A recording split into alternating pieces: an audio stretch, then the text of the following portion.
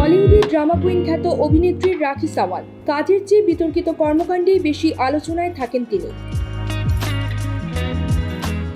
অভিনেত্রীর বিরুদ্ধে অন্তরঙ্গ ভিডিও ফাঁসের অভিযোগে মানহানির মামলা করেছেন প্রাক্তন স্বামী আদিল দুরানি। গ্রেপ্তার এড়াতে রাখি আগাম জামিনের আবেদন করলেও সেটা খারিজ করে দিয়েছেন ভারতীয় সুপ্রিম কোর্ট। ভারতীয় সংবাদ সংস্থা পিটিআই এর বরাতে জানা গেছে, গত 22 এপ্রিল আগাম জামিনের আবেদন করেছিলেন রাখির আইনজীবী, কিন্তু সেটা খারিজ করে দিয়েছেন সুপ্রিম কোর্ট। আগামী 4 সপ্তাহের মধ্যে নিম্ন আদালতে তাকে আত্মসমর্পণের নির্দেশ দিয়েছেন।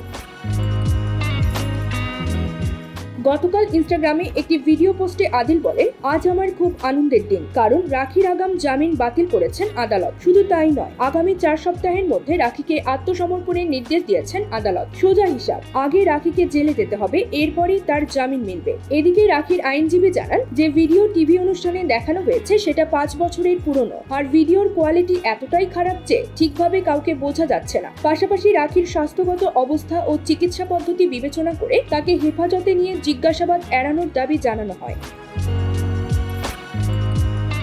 গেল বছরের 25 আগস্ট একটি টিভি অনুষ্ঠানে ঘনিষ্ঠ মুহূর্তের ভিডিও নিজের মুঠোফোনে রাখি প্রদর্শন করেন। সে সময় প্রায় 25 থেকে 30 মিনিট দৈর্ঘ্যের মোট 2টি ভিডিও দেখানো হয়েছিল। পরবর্তীতে মুম্বাইয়ের আম্বোলি থানায় রাখির বিরুদ্ধে মানহানি ও তথ্য প্রযুক্তি আইনে মামলা দায়ের করেন রাখির প্রাক্তন স্বামী আদিল। অভিনেত্রীর বিরুদ্ধে তার অভিযোগ, অশ্লীল ভিডিও সম্প্রচার করে গোপনীয়তার অধিকার লঙ্ঘন করেছেন রাখি।